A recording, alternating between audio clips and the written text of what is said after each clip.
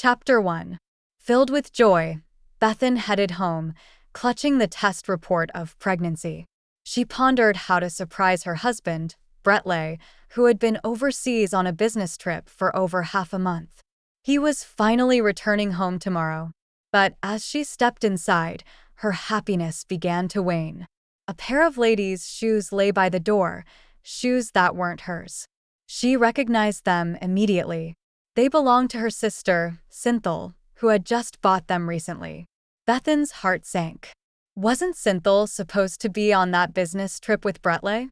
Just then, she heard a woman's voice coming from upstairs. This voice. It was her sister, Cynthal's voice. Bethan bit her lip as her body trembled inadvertently. Which other man could it be, if it was not her husband? Instinctively, she raised her feet and walked upstairs. The closer she got, the louder the voices of the man and woman that drifted out of the bedroom. What are we going to do when she comes back later? Compared to Cynthal's soft, feminine purr, Brettley's voice sounded particularly cold and deep. I don't care. She's been dreaming of having your child for a long time now, but I beat her to it. How do you plan to explain this to her? The man's voice remained cold and remote. I don't care. Bethan's heart froze in her chest.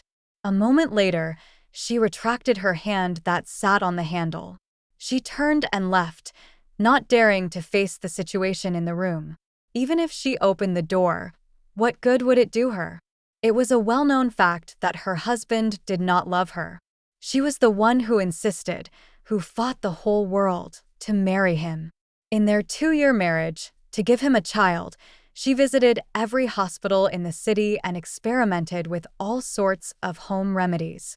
When she was finally pregnant with his child, he slept with her half-sister in their marriage bed. Adding insult to injury, Cynthal was pregnant too. Bethan trudged out of the villa helplessly as tears cascaded soundlessly down her cheeks. She ignored the heavy downpour, and as she feebly walked, Cynthal and Brettley's voices interweaved and rang in her ears. No wonder Brettley wanted Cynthal to be his assistant. No wonder he insisted on bringing her along every time he went on a business trip. They had been together all this while. Fully dressed, Cynthal stood by the window of the bedroom and studied her sister's distant figure. A cold smile hung on her lips. The man's voice that Bethan heard was a product of Cynthal's clever editing. Brettley's voice was nothing but a mere recording. She knew Bethan would not dare enter the room. My wife is Bethan. Please have some respect for yourself. I don't plan on getting a divorce in the next few years. Brettley's ruthless voice, when he rejected her, rang in her ears.